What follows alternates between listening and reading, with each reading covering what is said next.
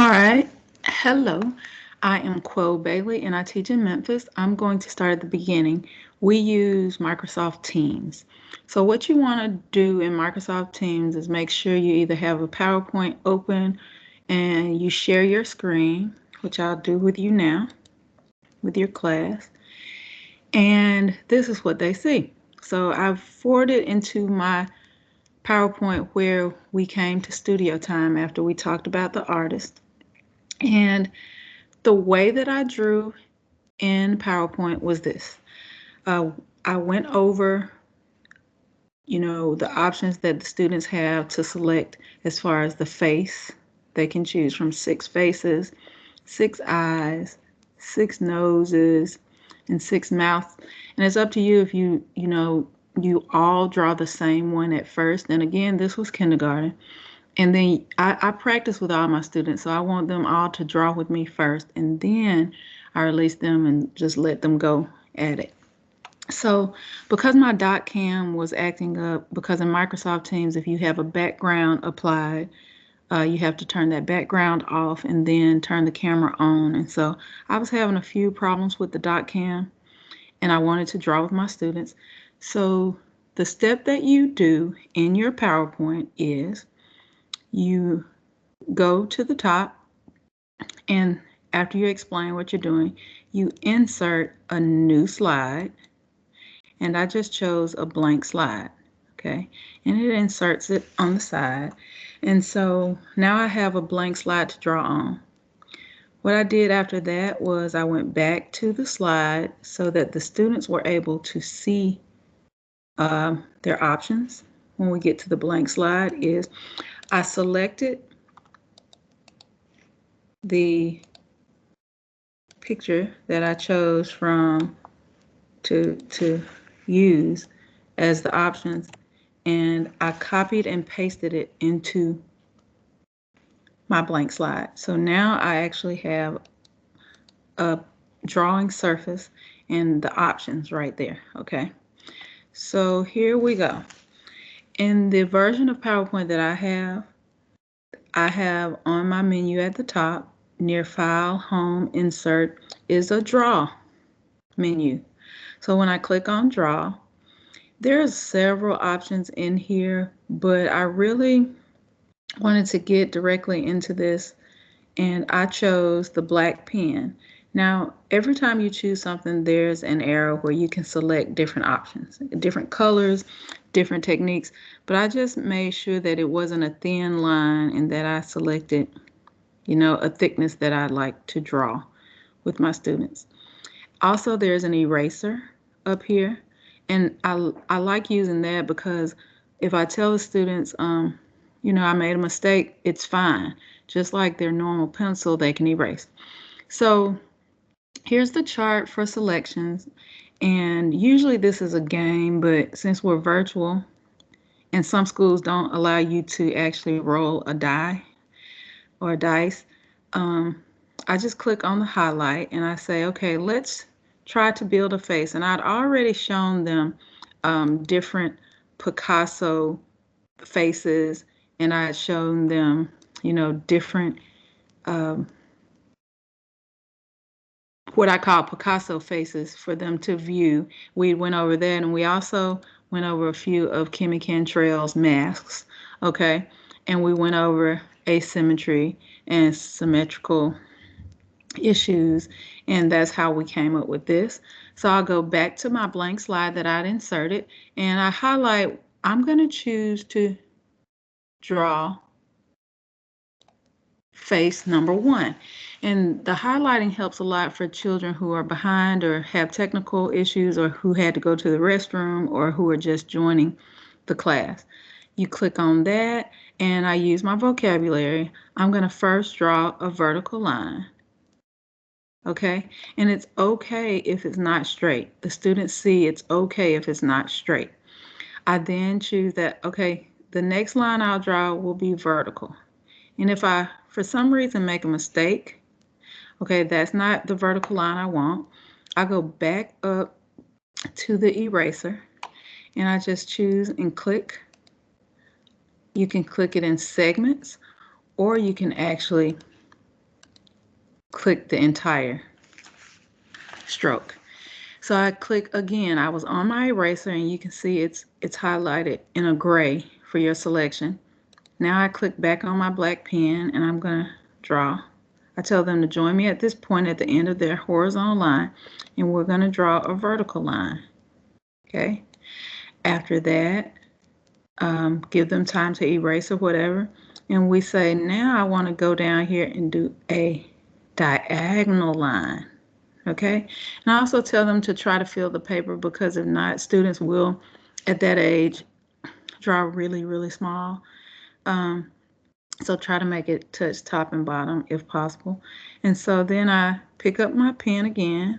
Again, there's lots of different weights, but I tell them I'm going to draw vertical, and then it looks like I'm going to curve around to close my object, which is the face or the head.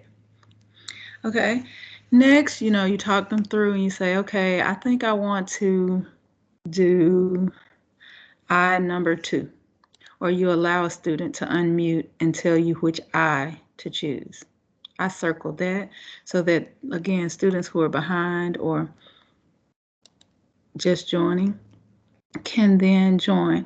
And the words I use for my early learners is to draw an eye. You can do it. First, you start with a sad face, what looks like a sad face, or the top of a lemon or a football, but they really like sad face. And then you go this way with a smiley face. And they kind of get that. So then I repeat either inside or out. I'm going to try outside, sad face. Okay. You can pick it up and move it around, and then outside, happy face. And it's up to you if you go back and erase, or you can show them that you don't have to be perfect. I then go on into the eyeball and explain it's kind of like the letter U, and make a circle here, and then make the eyeball there, and they can go back and color it in or whatever. So we move on, and I'm on the pen right now, but I jump over to the highlighter because I'm going to allow, Jeffrey, which eyeball would you like for me to choose? And he might say, let's do number 6. So I circle number 6, and I explain to them, early learners, you have to break down and you have to see what you see. So the eyeball looks like a oval. And we go through that, and we can also talk about line variations. If you'd like to make that line a thicker line, you can double it or color it in.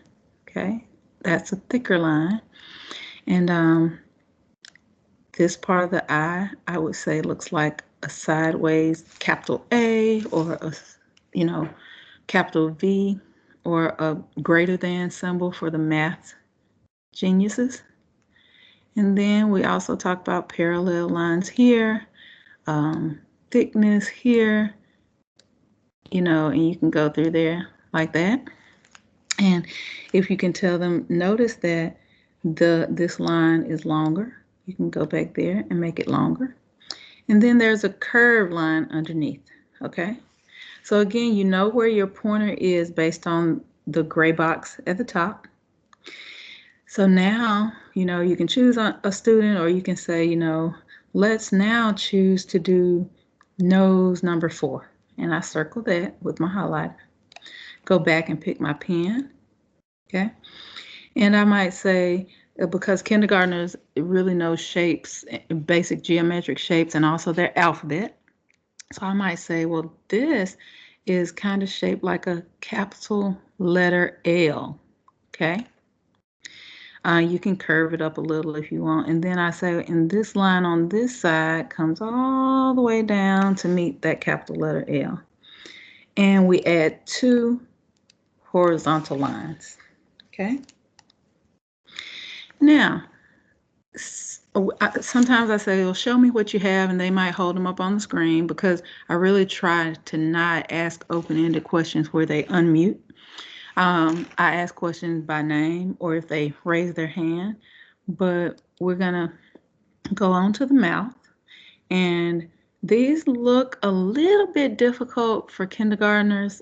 They can do them, but as an example, I'm just gonna say, let's try the mouth here to see how this face turns out. And I just explain again using my sad face line for the bottom and then coming back this way for the top, okay? And now we have the Picasso face. And what I do like to do, because we're virtual, is before class, now they can all add ears and you can continue, saying add you can add a neck. But what I really like to do is tell them to write their grade, which this was KK. And again, this was just, we were drawing together. Then I also like to ask them to date it, okay? And remember, I'm working in the computer. And if you like for them to draw in the computer, you can show them where, but my students are actually writing on paper right now, and we're holding the pictures up, and I take a picture just to kind of make them responsible for actually doing the work, because as early as kindergarten, if they don't think that you're gonna ask them to see it, some of them are not doing it. So now we have KK and we have 11, 18, 20. The date, I don't ask them to write their name because on the screen when I take a picture, I see whose camera it is. But I definitely start using some ELA where we write the project name. So I say, well, this is your Picasso face, which the title of this is my Picasso face. So I go in and we write letters together. So I go in and I might say, that's an M, Y. Now we're going to do Picasso, which is capital P, I, C, A, S, S, O. And I repeat, this is saying my Picasso, and we're going to write the word face, F, A, C, E. Okay, and I just wrote all this with the pen tool, and now you've done something. You have a recording actually in your PowerPoint where you've shown the students how to do it.